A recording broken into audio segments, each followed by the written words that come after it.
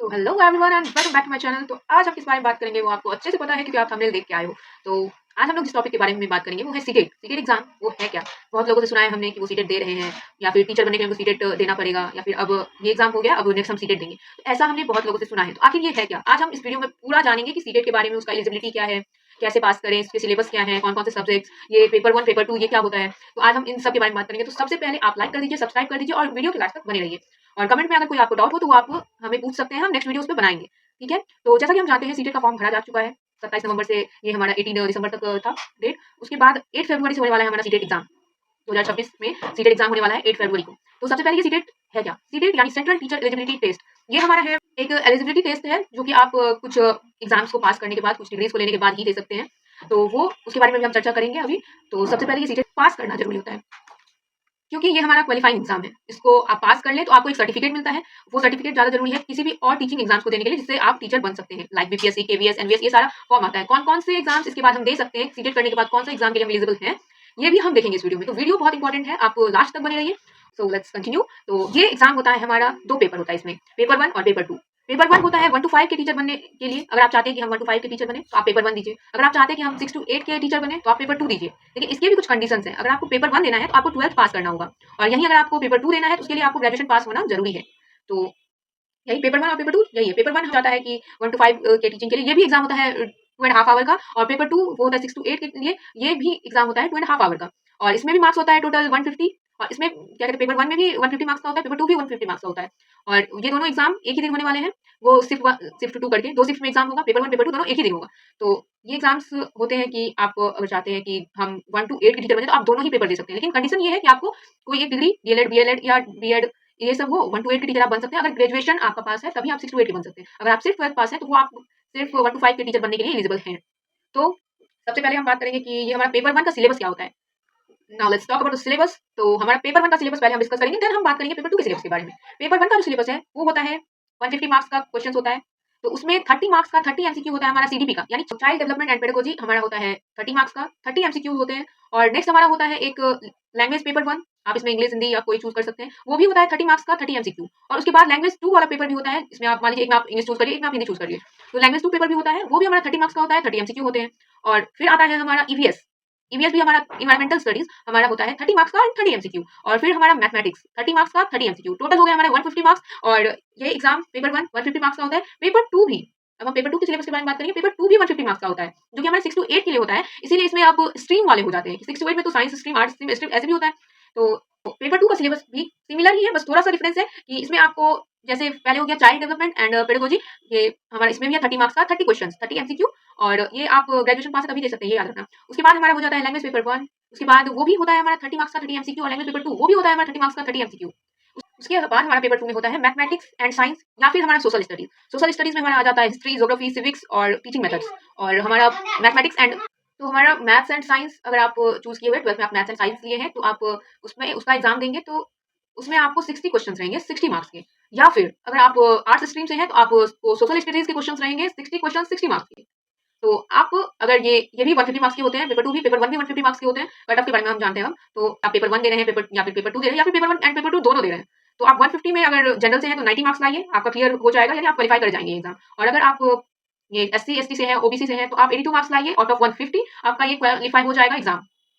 और अब हम ये जानेंगे कि सीटेट क्वालीफाई करने के बाद क्या। तो उसके बाद हमें क्वालीफाई अगर हम कर लेते हैं, हम पास हो जाते हैं इसमें, तो हमें एक सर्टिफिकेट मिलता है। और इस सर्टिफिकेट का पहले वैलिडिटी होता था कि इतने सालों तक रहेगा, 4 इयर्स या 6 इयर्स ऐसे करके। तो लेकिन अब जो नया रूल है उसमें सीटेट का आपको सर्टिफिकेट का एलिजिबिलिटी, सॉरी वैलिडिटी, सीटेट के सर्टिफिकेट का वैलिडिटी आपको लाइफ टाइम है, यानी आप जब चाहे सीटेट का सर्टिफिकेट लगा सकते हैं किसी भी एग्जाम को देने के लिए। यानी सिर्फ पास एक बार कीजिए, लगाइए बार बार, आपको जिस एग्जाम में लगाना है, केवीएस का हो, एनवीएस का हो, एमआरएस का हो, किसी भी एग्जाम के लिए आप ये सीटेट का सर्टिफिकेट एक बार पास करने पर लगा सकते हैं। और अगर आपके मन में ये भी डाउट होगा कि ये सीटेट हम पास अगर नहीं किए तो हम एग्जाम कितने बार दे सकते हैं सीटेट का, तो आप मल्टीपल टाइम्स दे सकते हैं एग्जाम सीटेट का। आप जितना चाहे उतना बार आप सीटेट का एग्जाम दे सकते हैं। और ये वैलिडिटी जो लाइफ टाइम वाला है वो सभी कैटेगरीज के लिए, इसमें कोई कैटेगरी डिस्ट्रीब्यूशन नहीं है कि इसके लिए इतना तक रहेगा, इसके लिए इतना तक रहेगा। सभी कैटेगरीज के लिए ये वैलिडिटी है लाइफ टाइम तक, आप जब चाहे तब तक सर्टिफिकेट यूज कर सकते हैं। अब हम ये जानेंगे कि कौन एलिजिबल है सीटेट एग्जाम देने के लिए, एप्लीकेबल कौन कौन है। तो ओवरऑल अगर हम बात करें तो जो बेसिकली हमारे इंडियन सिटीजन हैं वो सीटेट एग्जाम को देने के लिए एलिजिबल हैं। तो अब इसमें होता क्या है कि कोई मान लीजिए नेपाल से कोई सब्जेक्ट पढ़ लिए हैं, कोई पाकिस्तान से हैं, लेकिन उसमें भी है कि वो आके इंडिया के ही बन गए। इंडिया आए तो आप इंडिया के ही बन गए, भारत आए तो ये नहीं कि आप फिर वहां चले गए, वो यहीं के निवासी हो गए। तो वो एलिजिबल है इस एग्जाम को देने के लिए, वो एग्जाम दे सकते हैं। अब पेपर 1 के लिए कौन एलिजिबल है, पेपर 2 के लिए कौन एलिजिबल है, इसके बारे में हम डिटेल में भी जानते हैं। तो सीटेट का जो एलिजिबिलिटी है वो हमारा पेपर 1 में 12th पास होना चाहिए, यानी पेपर 1 देने के लिए आपको 12th पास होना पड़ेगा मिनिमम 50% मार्क्स से। और उसके साथ ही आप डीएलएड 2 साल का जो होता है, डीएलएड हमारा डिप्लोमा इन एलिमेंट्री एजुकेशन, ये हमारा मतलब या तो उसमें पास हैं आप या फिर अपियरिंग है। आप अगर एडमिशन भी करवा लिया है डीएलएड में तो आप इस एग्जाम को देने के लिए एलिजिबल हैं। पहले ऐसा नहीं होता था, पहले आपको अपियरिंग ईयर यानी फाइनल ईयर में होना होता था सीटेट एग्जाम देने के लिए, लेकिन अब आप दे सकते हैं सीटेट एग्जाम अगर आप एडमिशन भी ले लिए हैं डीएलएड में, तो या बीएलएड या फिर बीएड, इस सब में अगर आप एडमिशन भी ले लिए हैं और आप 12 पास हैं 50% मार्क्स से, तो आप दे सकते हैं। और दूसरा कंडीशन ये है कि 12 पास अगर आप 45% मार्क्स से हैं तो आप डीएलएड पास या अपियरिंग इन फाइनल ईयर, ऐसे पहले होता था, लेकिन अगर आप डीएलएड में एडमिशन भी ले लिए हैं, डीएलएड पास हैं, तो आप इस एग्जाम के लिए एलिजिबल हैं। अगर आप 12 पास है 50% मार्क्स से और 2 साल का डीएलएड पास कर लिए हैं तो भी आप एलिजिबल हैं। अगर आप, ये नया है, अगर आप पीजी किए हुए हैं 55% मार्क्स से आप पास हैं, तो आप 3 ईयर इंटीग्रेटेड बीएड एमएड किए हुए हैं तो आप एलिजिबल हैं। तो पीजी अगर किए हुए हैं तो 3 ईयर का इंटीग्रेटेड बीएड एमएड वो साथ में होता है ना, तो अगर आप वो भी किए हुए हैं तो आप एलिजिबल हैं इसके लिए, यानी 1 to 5 के टीचर बनने के लिए पेपर 1 आप दे सकते हैं। और पेपर 2 में हमारा बेसिकली अगर हम जाने तो यही होता है कि बेसिक कॉम्बिनेशन इसका यही है कि आप ग्रेजुएशन पास होने चाहिए या बीएड, डीएलएड या बीएलएड, आप कोई भी एग्जाम पास कर लेने चाहिए या फिर उसमें आपका एडमिशन हो जाना चाहिए। तो ग्रेजुएशन आप 50% मार्क्स से पास है मिनिमम, तो आप, और साथ ही आप बीएड, डीएलएड या बीएलएड किए हुए हैं तो आप इसके लिए एलिजिबल हैं, यानी आप तब 6 to 8 के टीचर्स बन सकते हैं। अब हम और इसके बारे में जानेंगे कि अगर आप 12th पास है 50% मार्क्स से, या फिर आप ये 4 ईयर का बीएड किए हुए हैं, बीएलएड किए हुए हैं और उसमें एडमिशन या फिर उसमें एडमिशन लिए हुए हैं, तो आप इसके लिए एलिजिबल हैं, आप ये एग्जाम दे सकते हैं। सेकंड, ग्रेजुएशन आप कर चुके हैं या डीएलएड में अपियर हैं, एडमिशन ले चुके हैं या पास हो चुके हैं, तो आप इस एग्जाम के लिए एलिजिबल हैं। अगर आप ग्रेजुएशन 50% मार्क्स से किए हुए हैं और साथ ही आप बीएड 1 ईयर, ठीक है, अगर आप बीएड में एडमिशन ले चुके हैं, 4 साल का बीएड होता है, अगर आप उसमें भी एडमिशन ले चुके हैं तो भी आप एलिजिबल हैं। अगर आप ग्रेजुएशन में 45% मार्क्स है और 1 साल आपने बीएड कर रखा है, यानी उसमें आप अपियर हैं, एडमिशन ले चुके हैं या पास हैं, तो आप ये एग्जाम दे सकते हैं। आप 6 to 8 के टीचर बनने के लिए एलिजिबल हैं। आप बेखौफ होकर ये एग्जाम दीजिए।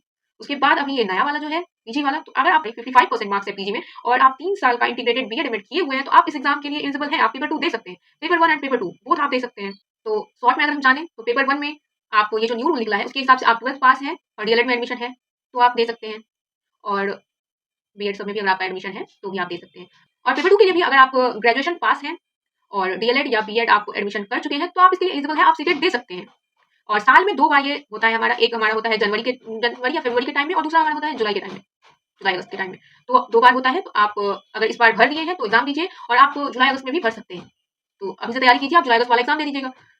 डीएलएड का अभी रिजल्ट ही आया है, अभी एडमिशन चल रहा है, तो मेरे हिसाब से बहुत लोगों ने नहीं भरा होगा सीटेट, ये सोच के कि हम सेकंड ईयर में जाएंगे तब भरेंगे, ये सोचिए कि शायद हो सकता है कि फर्स्ट ईयर में नहीं हो, फाइनल ईयर का ही हो। लेकिन आप अगर एडमिशन भी करवा लिए हैं तो आप एलिजिबल हैं इसके लिए, आप एग्जाम दे सकते हैं। तो आप जुलाई वाले में, अगर इसमें आप 8 फरवरी से एग्जाम होने वाला है ना, तो 8 फरवरी के एग्जाम का फॉर्म अगर आप नहीं भरे हैं तो आप जुलाई वाले एग्जाम का फॉर्म भर दीजिएगा जब आएगा तब। अब हम बात करेंगे नेक्स्ट टॉपिक, यानी सीटेट तो कर लिया, अब उसके बाद क्या, यानी सीटेट के बाद क्या जॉब स्कोप है। तो सीटेट के बाद आप टीचर बन सकते हैं किसी भी स्कूल में, प्राइवेट स्कूल हो, केंद्रीय विद्यालय हो, आपका नवोदय विद्यालय हो, या फिर आपका ईएमआरएस हो, या फिर आप किसी भी सैनिक स्कूल में टीचर बन सकते हैं, आर्मी पब्लिक स्कूल में। उसके बाद आप DSSSB इसका भी एग्जाम आप दे सकते हैं। बिहार टीआरई यानी बीपीएससी टीआरई का भी आप एग्जाम दे सकते हैं, जिसमें आप बिहार के टीचर बनने के लिए एलिजिबल हैं। अगर आप ये क्लियर कर लेते हैं तो आप बिहार में कहीं भी आप टीचर बन सकते हैं। तो उसके बाद यूपी सुपर टेट, तो ये भी एक टीचिंग एग्जाम है यूपी का, वो भी आप दे सकते हैं। उसके बाद डिफरेंट स्टेट्स के अगर उन्होंने अलाउ किया हुआ है सीटेट को, या आप अगर सीटेट कर लिए हैं बिहार से भी, तो आप दे सकते हैं एग्जाम, किसी भी स्टेट के टेट एग्जाम्स यानी टीचिंग एग्जाम्स, तो आप वहाँ के भी दे सकते हैं। जैसे यूपी का हो गया, अगर आप वो पास कर लेते हैं तो वहाँ के टीचर बनने के लिए आप तैयार हैं, आप वहाँ के टीचर बन सकते हैं। उसके बाद आप कॉन्ट्रैक्चुअल टीचर बन सकते हैं, कॉन्ट्रैक्ट बेसिस पे जो टीचर होते हैं, इतने साल तक आपको आप वहाँ पढ़ाएंगे तो आप वो भी टीचर बन सकते हैं। बहुत सारे स्कूल ऐसे टीचर्स को होते हैं जो कॉन्ट्रैक्ट बेसिस पे भी हम हमारे स्कूल में आके पढ़ाएं, तो बहुत सारे स्कूल ऐसा है। उसके बाद आप किसी भी बेस्ट प्राइवेट स्कूल में आप भर्ती के लिए एग्जाम दे सकते हैं। सीटेट बहुत जगह सीटेट अलाउ है, तो आप प्राइवेट स्कूल्स में दे सकते हैं, केवीएस में दे सकते हैं, एमबीएस में दे सकते हैं, ईएमआरएस दे सकते हैं। उसके बाद DSSSB ये एग्जाम भी आप दे सकते हैं। आर्मी पब्लिक स्कूल का जो टीचिंग एग्जाम होता है वो आप दे सकते हैं, बीपीएससी टीआरई दे सकते हैं, और यूपी का सुपर टेट दे सकते हैं। डिफरेंट स्टेट्स के टेट एग्जाम्स दे सकते हैं। आपको अगर सीटेट का सर्टिफिकेट मिल गया है तो आप इन सब एग्जाम्स को दे सकते हैं, और आपको सैलरी भी बहुत अच्छी खासी मिल जाएगी टीचिंग वाले जॉब में। तो आप बेशक आप ये एग्जाम दीजिए। That's it for today. I hope कि आपको पूरा जानकारी मिल गया हो। अगर नहीं मिला है तो आप अपने डाउट को कमेंट में टाइप कीजिए और मुझे बताइए आपके क्या डाउट है, या फिर आपको ये वीडियो कैसा लगा ये भी आप हमें बता सकते हैं। तो डीएलएड के बारे में अगर आपको पूरा जानकारी चाहिए, ये डीएलएड क्या होता है, तो मैं नेक्स्ट वीडियो में बना दूंगी। आप बस कमेंट कर दीजिए कि हमें डीएलएड का वीडियो चाहिए। तो मैं नेक्स्ट वीडियो इस पे बनाऊंगी। आपको अगर नहीं समझ में आया फिर से वीडियो देखिए, और अगर आपको समझ में आ गया है तो एक थम्स अप तो बनता है, यानी आप लाइक कर दीजिए और कमेंट में जरूर बताइए आपको वीडियो कैसा लगा, ताकि मैं कॉन्फिडेंस और गेन कर पाऊँ और नए नए वीडियोस ला पाऊँ। ठीक है, thanks for watching, do like comment share and subscribe for more such videos. I hope कि आपको सीटेट के बारे में सारा जानकारी आपको मिल गया होगा। तो that's it for today, bye bye. Thanks for watching. Stay tuned.